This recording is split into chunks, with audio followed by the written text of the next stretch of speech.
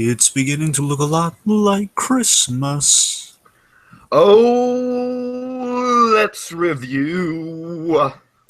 We'll analyze the scene Sounds holly jolly to me.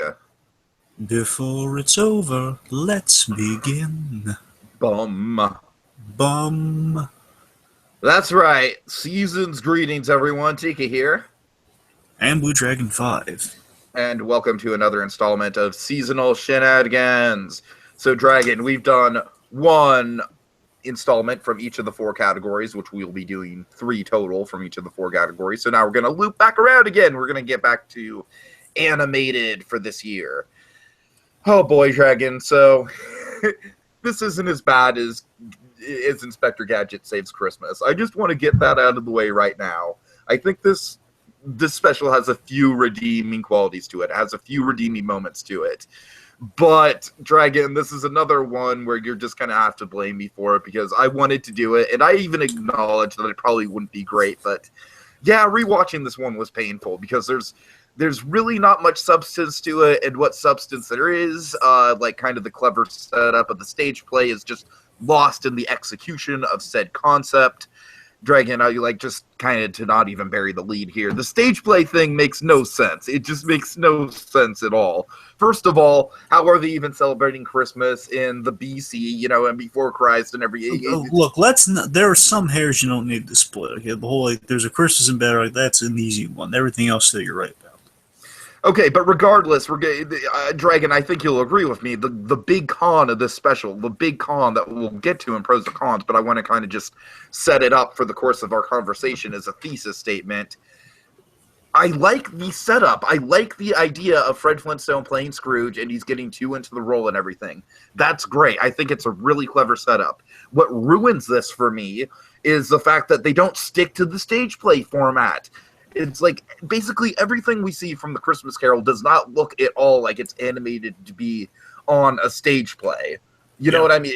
And that's inherently the big flaw of the special for me, and it's why this special just absolutely crumbles over the weight of its own kind of gimmicky concept. Well, let's get off the negative for a second, because we'll get there later. But what compelled you to put Rorschach? What compelled you to? honestly, just the fact that it's so unique. Just the fact that it's like the whole okay, it's a guy playing Scrooge who's actually like kind of becoming Scrooge. I like that idea, Dragon. It's a really cool setup. I think Fred Flintstone as a character makes sense to be a Scrooge. And I also like the gag about the Mr. Slate not being typecast as Scrooge. Just want to get that out there. That's a fun little theater meta gag. But no, just mostly, Dragon, I wanted to concentrate on the meta quality of it.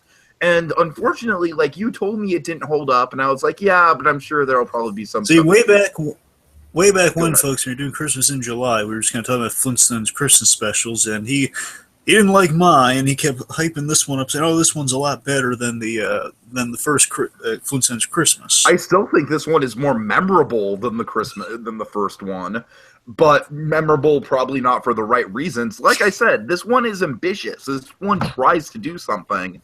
It just falls flat at doing it. So, and I the reason I picked the other one over this one because I also remember this day because I mind to say I was just getting into it because I was going to round it off here. So I had a VHS tape of this. I still have it to this day, honestly. But as a youngster, I was lost in it. I really was just completely lost in kind of they're trying to tell 2 stories. The fault really boils down to trying to tell 2 stories here, and it's just they can't really. They keep going back and forth, and that really, especially as a kid, it really leaves you getting confused, especially around the ending. Like, wait, is Fred playing Scrooge or is he Scrooge? Yeah, that's and look, all I'm saying is I think stylistically that's really where it really falls flat. If they would have just kept to the look of it being a stage play, I think it would have really worked. So the point is they were trying to do something a little too ambitious for the Flintstones. A little something they're going a little.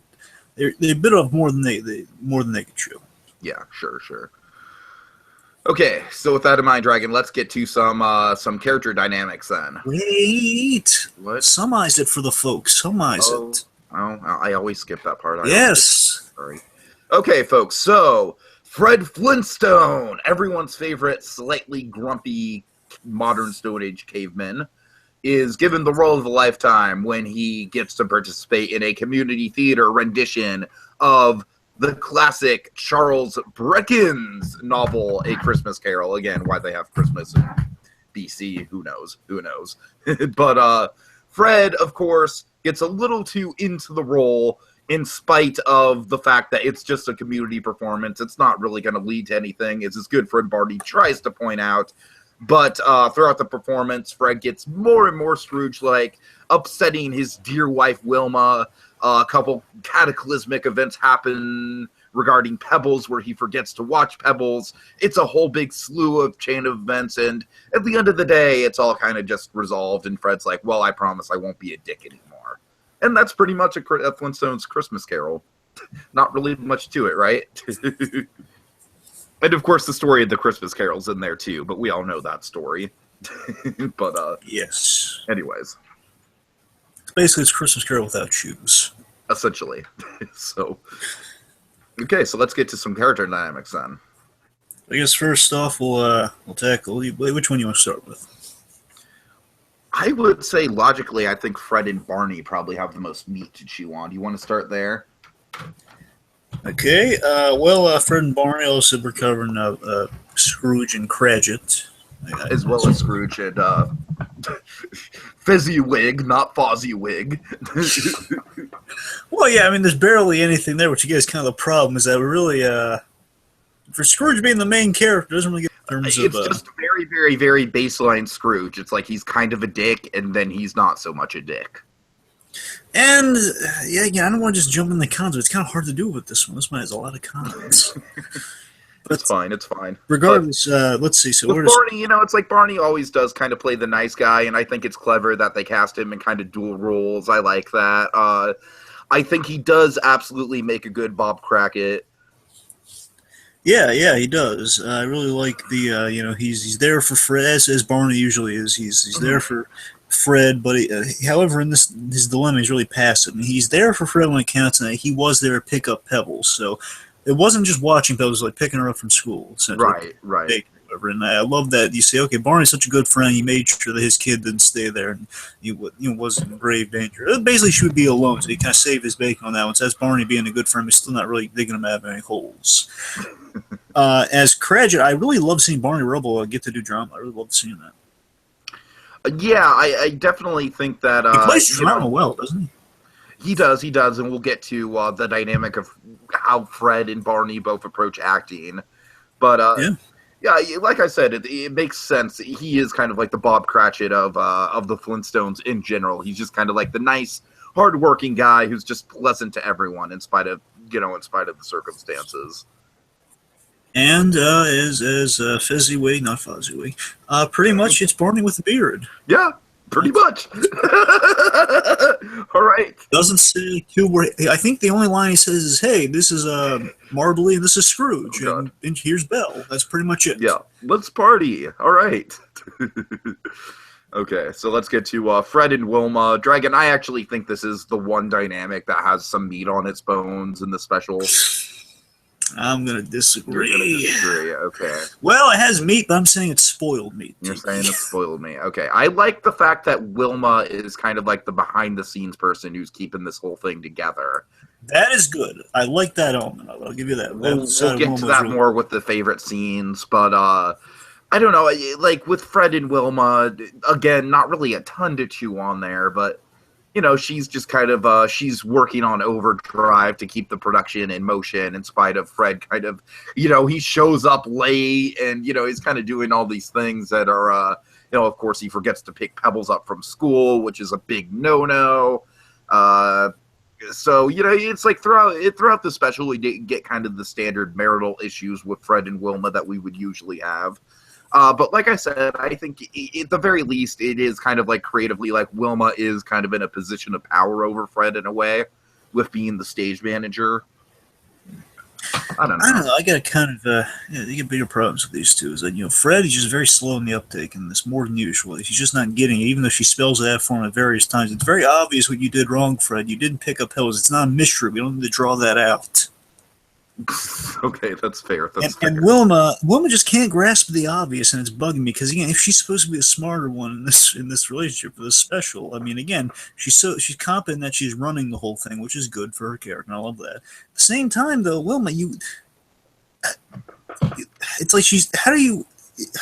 I'm sorry, she's I don't get why she's being antagonistic towards Fred at the word. Like, you don't do it while he's on stage performing. You're just going to wig him out. I mean, you need to rely on him not screwing up his lines. So behind the scenes, you're going to be really, really cutting with him and stuff. Like, just like, oh, I'm still mad at you, and like, oh boy, I'm not because she's not.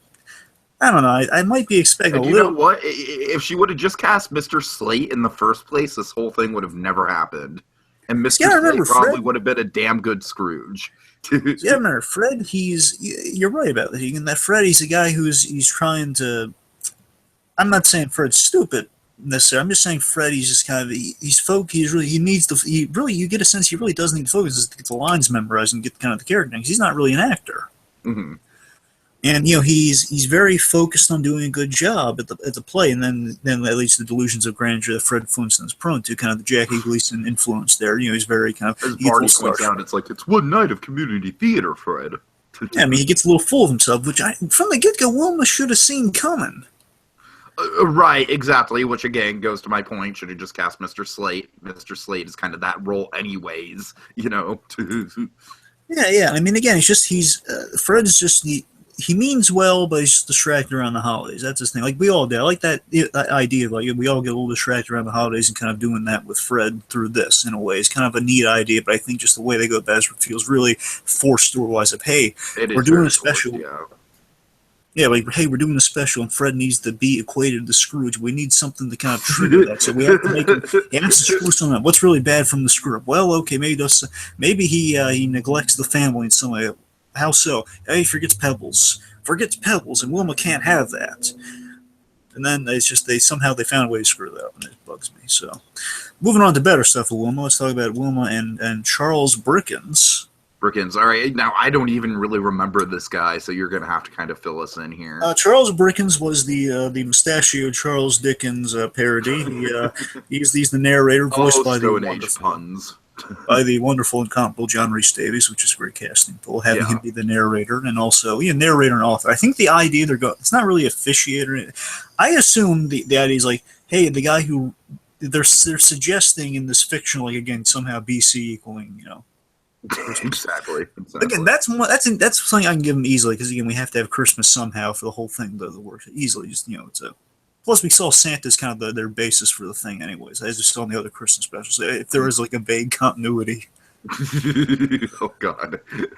Regardless, my point is I think what they're getting at is that okay, this is the original Charles Dickens who wrote the book and Brickens for our Stone Age. Like Charles Dickens is. His Stone Age counterpart wrote the thing, and he's actually there when they adapt it to a play. Right. Anyway, so they're both kind of run the show here. They both want the play to go off without a hitch. Fred's lateness and halfway through the play is putting a kink in that, and we have like a lot of and his meta delusions in the third act really kind of he keeps calling Wilma by her name during the what. Well, yeah, he keeps calling her Belle, but also keeps calling every character because remember, Wilma's she's stepping into every role. I mean, Wilma really is stepping up because they have to keep replacing people because of the bedrock bug, which is one of the big cons I have. Yeah. Oh man, that is so pointless. Yeah. Anyway, so I mean, I do love at the end how Brickens gives Wilma all the credit doing, like he gives her the flowers. And I know someone really deserves this. And Wilma did really have to. She had to step in like 3 different roles because people kept dropping like flies during this thing. And she is, I mean, she's running it well as a stage manager, except for these stupid things she does now and again of like, hey, I'm going to toss the cane at Fred while he's on stage so he falls on his back when he's starting because we can't. Again, it's like Wilma's kind of defeating herself. Like, I want this to go off without a hitch, but hey, me being PO'd at Fred is going to lead to me risking screwing up the whole thing. I'm going to throw a cane at him while he's on stage. Oh God, yeah. That's what I'm saying. It's like, come on, Wilma, I understand where you're coming from. You should be mad at it, but not while the thing is going on. Okay. Let's see. Then we should go with Fred and the Ghost real quick. Fred and the Ghosts, right? There's really not a lot here, so it should go. I've really got nothing to tell you the truth. It's just kind of like, well, they're the standard archetypes of Christmas Carol, you know, and it's like basically let's just. I got nothing. Let's just fire through the Ghost and just say something about the Ghost more so than dynamic. Just okay. Slade is a good. I think Slade's a good marbly. He is. In this case, marbly as in marble, not marbly. So. Yeah, I'm not really down for all these puns, man. There's too many puns. I kind of like marbly. It just makes it hard to keep track of it all. Like, yeah, I think like Cradget or Cragged, that's too much. But I think marbly, it's kind of cute. Right. But anyway, let's see. So the Ghost of Christmas Past, again, the last minute substitution of Wilma, which makes it a really abusive ghost, which pretty much are the alternative. That was clever, yeah. Well, with the abusive ghost, I think it kind of reminds me of the alternative choice we had for this in terms of a Scrooge thing. We were toying with Scrooged being our Christmas Carol this year. Mm-hmm. That's true. And again, just live without any conscience, Steve. We were living. No. Wow. Yeah, we were gonna have Carol Kane for Bill Murray in the future. Come on now. Mrs. Cobblepot was gonna be our ghost of Christmas Present, and she was gonna abuse. But we were gonna have an abusive ghost abusing the crap out of Bill Murray. In this case, kind of like a ghost abusing Fred. So could have had a much better version of it, Tiki. Mm-hmm. Anyways, then we have the Ghost Christmas Present who has no personality whatsoever. He just has magic salt. That's about it. He just literally he's like a ghost. He's big and he has magic salt or magic sprinkles. Yeah, it's pretty damn pointless. And the future, the Ghost Christmas yet to come. It's Dino. Yep. Not it's a ghost with a tail. I don't know what to tell you. It's a ghost with a tail wearing white. That's about it. Okay. I got nothing, and it's like kind of a weird reveal at the end. Like, okay, well, I mean, I saw the tail, so I'd be surprised if it wasn't Dino. Right. I mean, we know it's supposed to be the cop, so I mean, there's like that's your mystery of like, okay, the cop got the bedrock bug. Oh man. Okay. Because apparently people are coughing the arm anymore. All right. Oh god. Cough in the arm. Does no one listen to Caroll? Okay. So let's get into some positivity. Let's go through our favorite scenes. All right. Okay. Before we get back to the pros and cons. Again, it's going to be very unbalanced between the cons and the pros. All right. Choosers first. Oh god. Okay. So let's see. So my first favorite scene, I do like the theater stuff here going on mostly. I love the scene with Barney and Fred, Fred trying to get Barney to rehearse with them while they're at work. I love how Barney's a much more natural actor where he's like, I'll just kind of wing it. It's like, I know the lines. Yeah, but do you really know the lines, Bond? Have you studied the lines? Do the lines live in your soul? In Dragon, it's funny because I did take theater arts with a close friend, and I've had this exact same kind of experience on both ends. Like, times where he's wanted to rehearse, and I've been like, meh. And other times where I've wanted to rehearse really bad, and he's like, meh. So that's why I like this scene, because I can totally relate to it.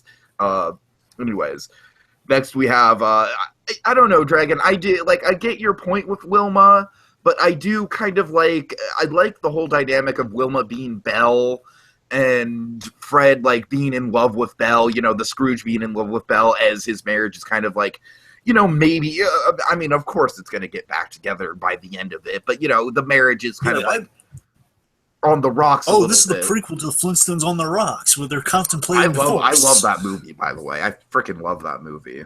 I have fond memories of it. I need to watch it again, but I have fond memories. I should say I have fond memories of it. Yeah, I'm with you. Pretty sure I haven't watched it in a while.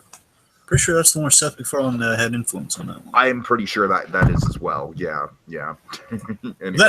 I could be. I hope I'm not misremembering because I remember there's talk of him doing a Flintstone show. I hope I'm not remembering that. Yes, there was definitely talk of that. Yeah, but no longer. I'm just saying there was a time that was in the works. So anyway, I don't know, Dragon. I just kind of like the idea of Scrooge and Belle and that love story playing out as Fred and Wilma's, marriage is on the rocks. So And then finally, Dragon, it's hard to screw up the death of Tiny Tim. It really is. It's hard. And they did. They did. I liked it. I thought it was effective. Bam Bam has one line, and he screws it up. Okay, you know what? I'm not talking about Bam Bam and how he portrays Tiny Tim. I'm talking about the reaction that Barney has and the acting he has, where it's like, you know, Barney is genuinely crushed. You know, it's like he's just like, I used to walk so much faster with Tiny Tim. I don't know, Dragon. I'll say this much. That was the healthiest Tiny Tim I've ever seen. You're just a cynic, aren't you? I'm sorry. That was my I'm trying to say, like, there's some pathos here. Like, there's a little bit of, like, this is probably the most dramatic moment in the special. And you're just saying, like, well, they didn't do Tiny Tim right, and so therefore the moment is. I'm sorry, they didn't. They screwed it. There's like, it's really, like you said, it's really hard to screw up Tiny Tim's death, but I'm sorry, they did. Well, I disagree. It's one of the few moments that works for me personally. But hey, subjectivity, Stephen. All right, I didn't mean the hard point. I guess I was saving that for content. I just jumped the gun. I'm sorry. Okay, so Dragon, I'm dying to know, what are your favorite moments?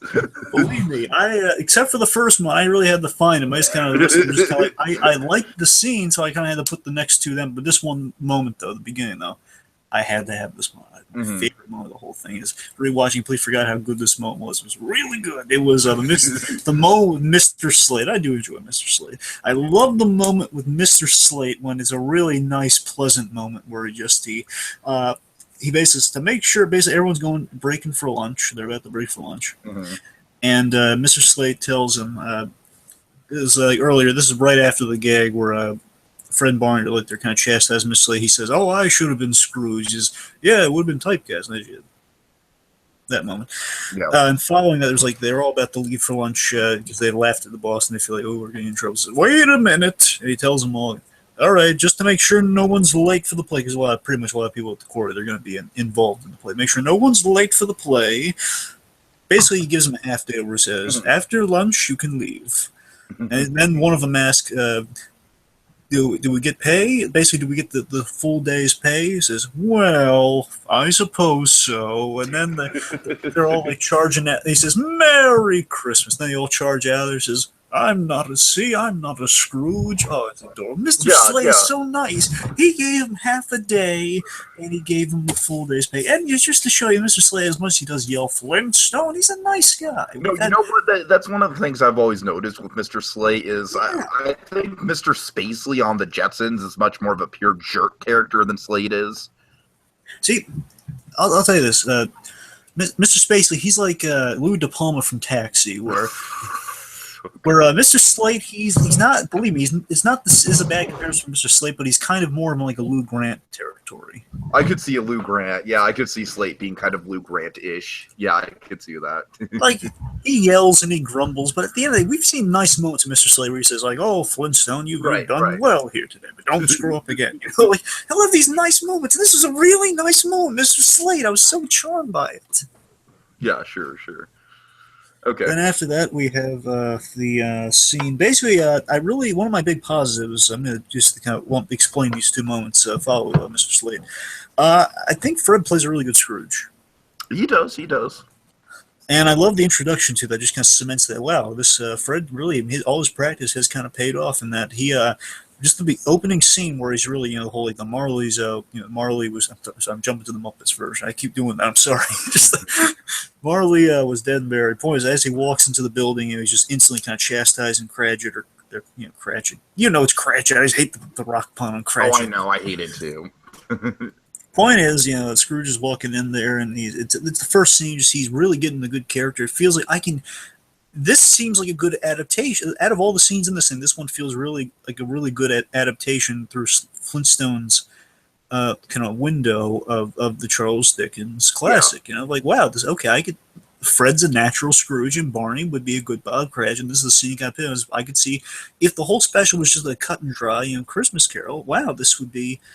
I'm sold on this. This is really good stuff. They're getting the character role. He's going. The lines are coming off really well. It's a good setup. It's a good kind of it's a good setup for the whole piece. Like, okay, well, yeah, this is how it would go. It just really gets you a good view of like how well Fred's paid off here. Mm-hmm. Then the following scene again, it's kind of in the same vein. Like, this is really a good way of adapting the book, a good way of adapting the story with the following. It's my third moment here, the Jacob Marbley scene, where Mr. Slate, and again another Mr. Slate man. I love the guy. He's just he's playing a really good Jacob Marbley. Yeah, he is. Because again, he's playing it really well. That this is the business partner. This is a guy that he's like just really like shaking him. It's like, no, you gotta stop this now. I'm simplifying, bear in mind, but it's really so. I just love kind of Fred's reaction to see him just like asking, "Well, what's with the cheese?" I love usually they're kind of playing around with it more. It's really direct, like, "No, you're just a figment of my. You're poor." He's not like hamming it up. He's just being really direct, like, "Well, what's with the chains? What are you doing here?" Right. So it's a good adaptation. It's good, nice and simple. Just all three of those scenes really kind of stand out to me. Mainly that Mr. Slate bit's so darn nice. Okay. Speaking of nice, let's get to naughty and nice. Oh boy. So should we start with the nice, build to the naughty? Well, do you want to do the sugar or the medicine first? Let's spoonful of sugar helps the medicine go down, as they say. So let's do that. Okay. In theory, I think the concept of an actor playing Scrooge and then kind of becoming Scrooge-like through his dedication to the role is a very good concept, a good original take on A Christmas Carol, and I like the idea. I like how meta it is with some of the theater jokes. Like you said, Fred definitely does play a good Scrooge.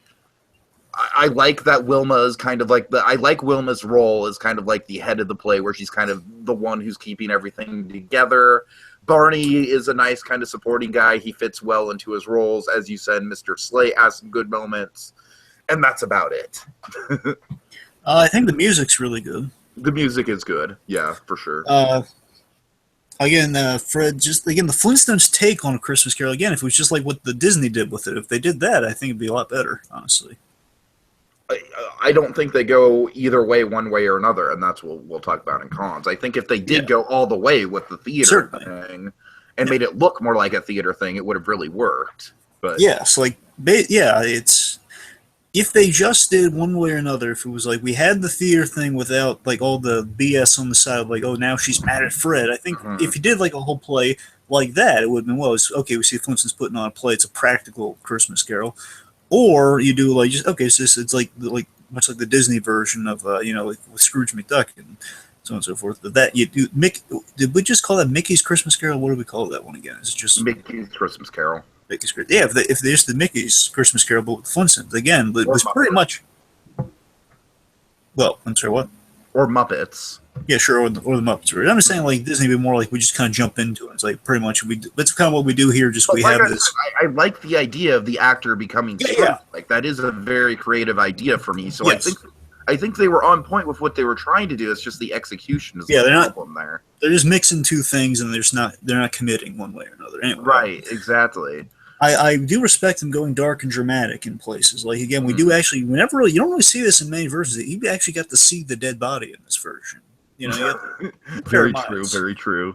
Mine's an actor, but still, again, who knows in this case? But someone, we get to see like Scrooge gets to see his dead body in a way, which you don't really get. And also, again, just the fact that he kind of goes dark and dramatic in places. And again, Barney's performance as Cratchit Craggit is good and dramatic. And here's one thing I will give this special. Last thing I really got for is they do flirt with an idea that I've been really dying to see played up really well. It's kind of something when you analyze Christmas Carol, it comes across well. But I think it's something I want to see explored a little bit because this idea of usually I'm not a fan of the sister thing because it usually plays still fine without it. But it just kind of occurred to me on this one. The whole Scrooge has a nephew.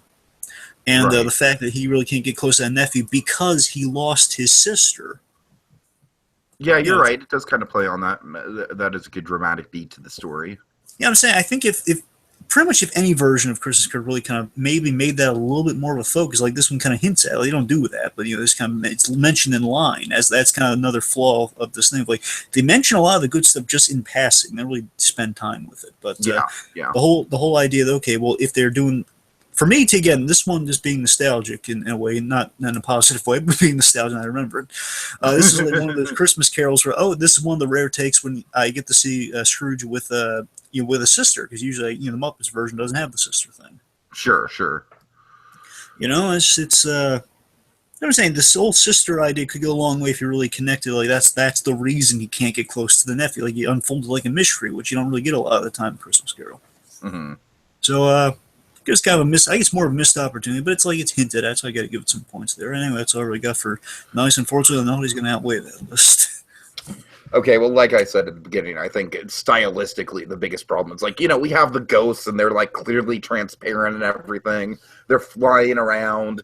It's stuff is going on in the animated take on the Christmas Carol that clearly is not a No way they're covered in flour. Yeah. I mean, that is clearly the biggest stylistic problem with this thing. That is why there's so much of a big disconnect. Wait a minute, is this a retelling? What's going on here, Mm.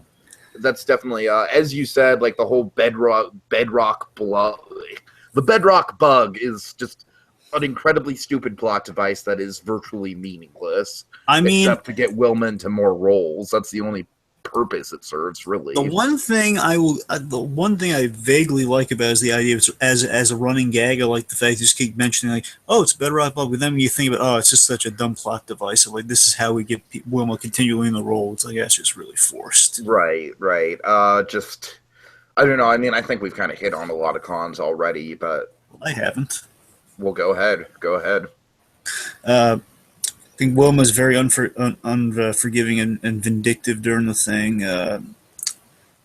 Which again, I don't have as much of a problem with that as you do. So I mean, Fred screwed up, but I mean, she knows. In that scene, Fred's pulling away with Pebbles as she's saying at the last minute as he's leaving, "Hey, pick her up at 4," and she knows she's hearing him still all star-studded. He didn't hear her. It's your fault, Wilma. Yeah. Well. And even after explaining it, he still doesn't get it. And then how does being mad help solve things? Again, that's all I'll bring up about that. Again, but more on to other things. I think the older Flintstones, the older kind of Flintstone style, the way I would expect this to go, going with the whole play angle, not the whole just again the whole device with what we're presented here.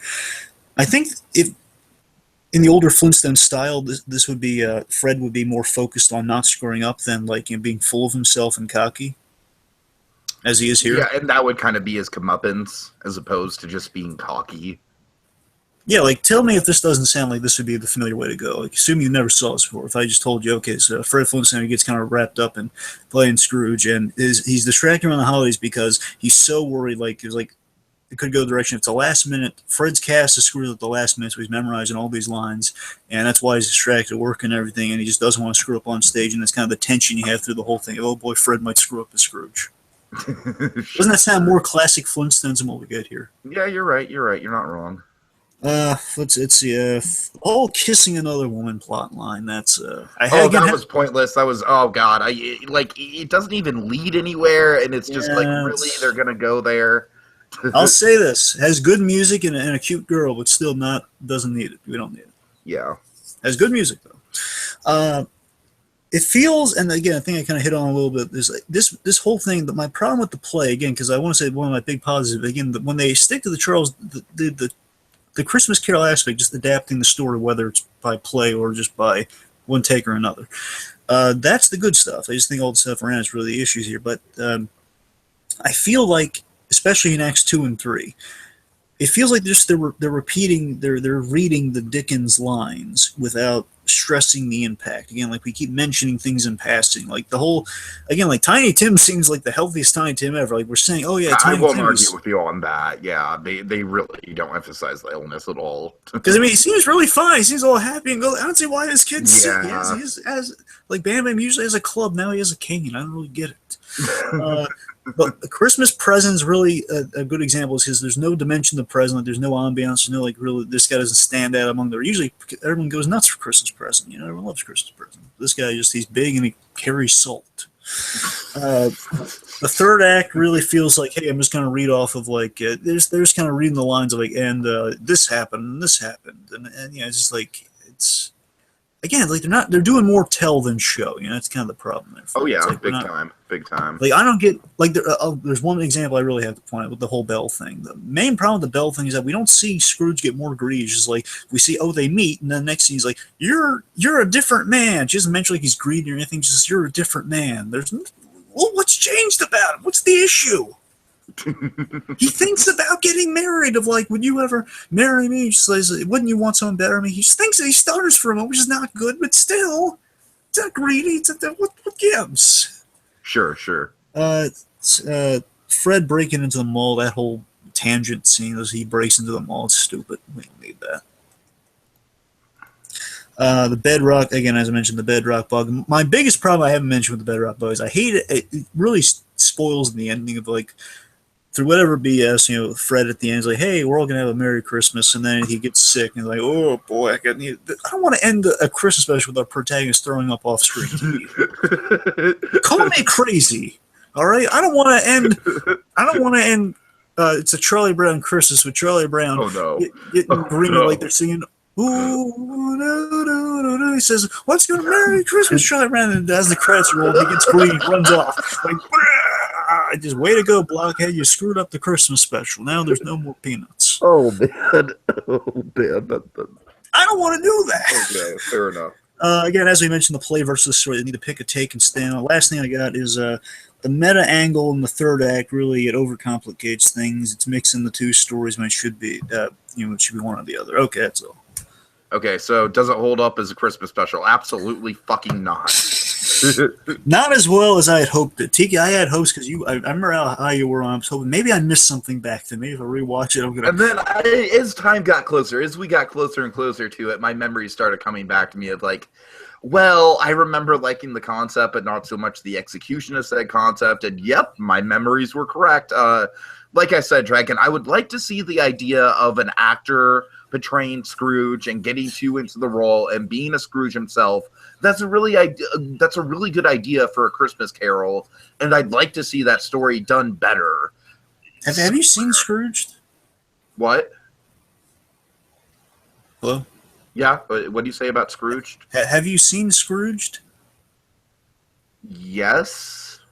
I'm saying like it's kind of close to what you're looking for in a way. Because I'm just but he's not an actor in that. No, I'm just saying it's in a way. I was going to bring up just like in case you hadn't seen. I was going to say, well, you know that movie kind of. I guess for the folks out there, I'm saying in a way, Scrooge no, I'm saying like Scrooge is probably the best example. It's like a parallel of like a Scrooge in real life. But still, I really like the idea of the actor. It's a good exploration into method acting and whatnot. You know what I mean? Right. So.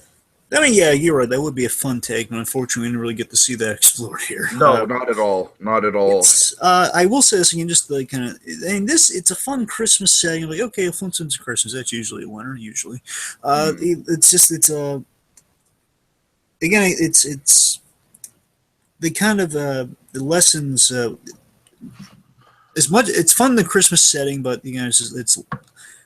it's a little lost with the stories they're telling, and the two stories in conflict they're trying to really kind of get you out of the Christmas spirit. Like below those, kind of puts a damper on for me. Is that if there were a simple Christmas Carol adaptation, I think that would have been fine. You know, that's good. I mean, all that stuff to me was goodness. The rest, everything like the stuff that's going on when they kind of go at it, like, hey, we're making this really kind of screen accurate thing going on here, and then we'll decide like, hey, we'll put one play with somehow really modern Jetson like effects. Yeah, it makes no sense at all.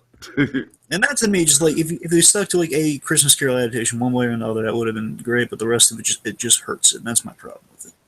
All right. And I really have no final thoughts other than what we've said already. So do you have anything to kind of wrap it up? Any words of wisdom?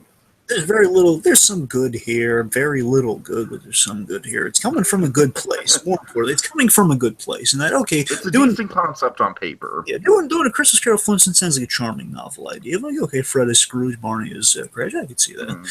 But, it bit off more than it can chew, and that in turn made him sick, as the running gag through the thing was people getting sick. I personally prefer the other Flintstones Christmas special over this personally, but I would still have to pick this just because I think this is more memorable. But And that's my point about the Mayors. I think everyone in the sense people remember this one more because Christmas Carroll. And again, I think a lot of people would have had this VHS tape or seen this at some point versus the other one.